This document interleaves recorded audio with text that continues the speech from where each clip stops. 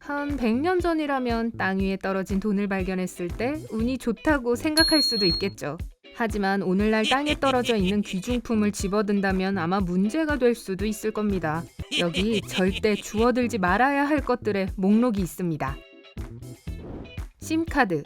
심카드 하나를 주워서 핸드폰에 꽂았다가 큰 빚을 지게 될 수도 있습니다. 채권자들이 돈을 돌려받으려고 전화할 수도 있어요. 심카드가 전화해서 우연히 떨어질 수는 없습니다. 의도적으로 버려진 거죠. 또는 훔친 핸드폰에서 떼버린 걸 수도 있고요. 만약 이 심카드를 사용하기 시작하면 경찰의 주의를 끌게 될 겁니다.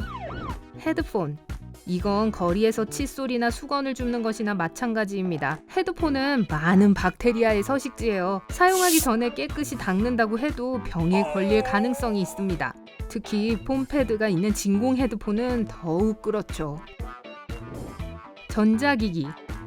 우선 도로에 놓인 무전기나 휴대폰 혹은 태블릿을 본다면 결코 만지지 마세요. 안전하지 않을 수도 있고 여러분처럼 호기심 많은 사람들이 줍도록 하려고 누가 의도적으로 놓아둔 것일 수도 있습니다. 하지만 그래도 위험을 감수하겠다면 주워서 가장 가까운 경찰서로 가져가세요. 집에 가져가지 마시고요. 이 장치가 누구 것인지 어떻게 변조된 건지 모르잖아요. 보석류. 다이아몬드 반지 혹은 금팔찌가 땅바닥에서 반짝입니다. 당연히 주워서 한번 보고 싶어질 거예요. 그 순간 어떤 사람이 거리에 나타나 여러분에게 보석을 훔쳤다는 혐의를 씌울 수 있습니다. 게다가 증인도 필요 없어요. 여러분이 이미 그 물건에 지문을 남겼거든요. 소유자는 돈을 요구할 수도 있고 거절하면 경찰에 신고할 수도 있습니다. 그러니까 땅 위에서 반짝이는 물건을 본다면 먼저 핸드폰 카메라를 켜서 사진을 찍으세요. 그리고 보석을 발견했다고 크고 분명하게 말하세요. 고대 동전과 유물. 이런 물품을 찾는 것은 많은 국가에서 불법입니다. 보물을 찾다가 현지 경찰에게 붙잡히면 뭔가를 우연히 발견했다는 걸 증명하기 어려울 거예요. 골동품은 그 나라의 문화유산입니다. 주변에 확실하게 사람이 없다면 물건을 주워서 박물관으로 가져가세요. 그곳에서 평가해 줄 거예요. 어떤 박물관은 보상을 해주기도 합니다. 하지만 금속 탐지기를 들고 찾아다니지는 마세요.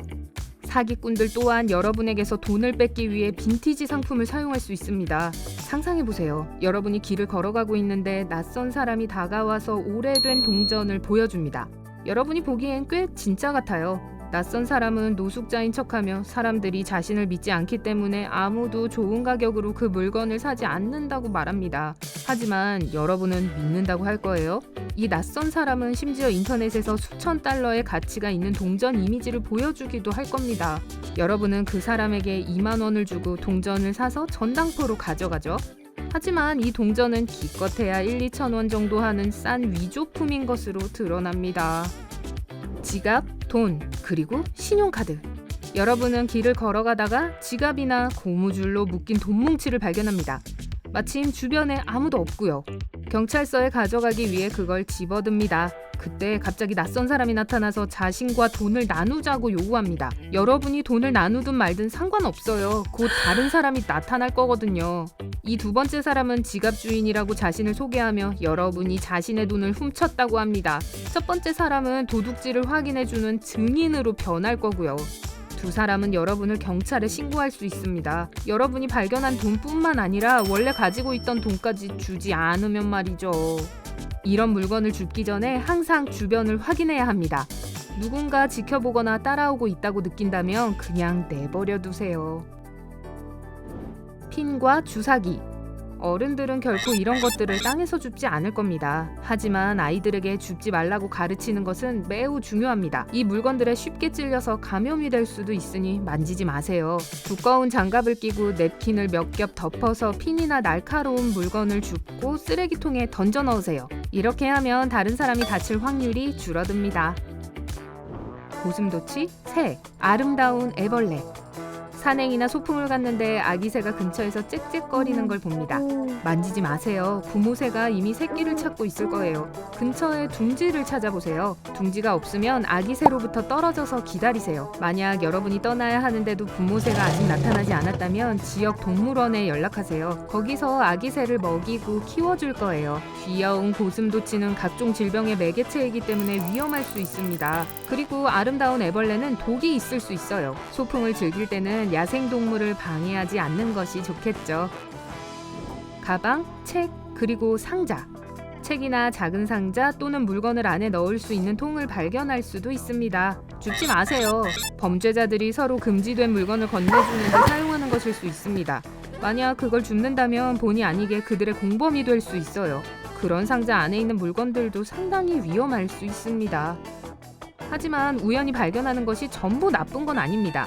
어떤 것들은 절대적으로 합법적인 방법으로 여러분을 부자로 만들 수 있어요. 예를 들어 뉴질랜드, 덴마크, 남미 및 호주에서는 사람들이 고대 메갈로돈 상어의 치아를 찾습니다. 이 멸종된 괴물의 이빨 하나는 수천 달러의 가치가 있어요. 공룡이나 매머드 같은 고대 생물의 화석은 문화유산이 아니지만 고고학자들에게 큰 가치가 있습니다. 미국과 다른 많은 국가에서는 사유지에서 발견된 것은 발견한 사람에게 소유권이 있습니다. 그래서 운이 좋다면 뒷마당에서 멋진 것을 발견할 수도 있을 겁니다. 예를 들어 영국의 한 부부는 부모님의 집 지하실에서 빅토리아 시대의 부엌을 발견했습니다. 냄비, 난로, 테이블, 접시, 심지어 식사도구까지 완전하게 갖춰져 있었죠. 발견이 큰 가치가 있음에도 불구하고 부부는 부엌을 지키기로 결정했습니다. 하지만 아마도 가장 멋진 건 20세기 중반 터키에서의 발견일 겁니다. 한 지역 주민이 주택을 수리하기 위해 벽을 허물었다가 우연히 대형 지하도시로 들어가는 통로를 열었습니다. 지하도시는 지하 약 18층까지 있었고 약 2만 명의 사람을 수용할 수 있는 규모였습니다. 이 발견이 집주인의 재산세 청구서 목록을 더 길게 만들지는 않았으면 좋겠네요. 오늘 새로운 것을 배웠다면 이 영상에 좋아요를 주고 친구와 공유하세요. 여기 여러분이 좋아할 만한 다른 멋진 비디오들이 있습니다. 왼쪽 또는 오른쪽을 선택하고 삶의 밝은 면에 머무르세요.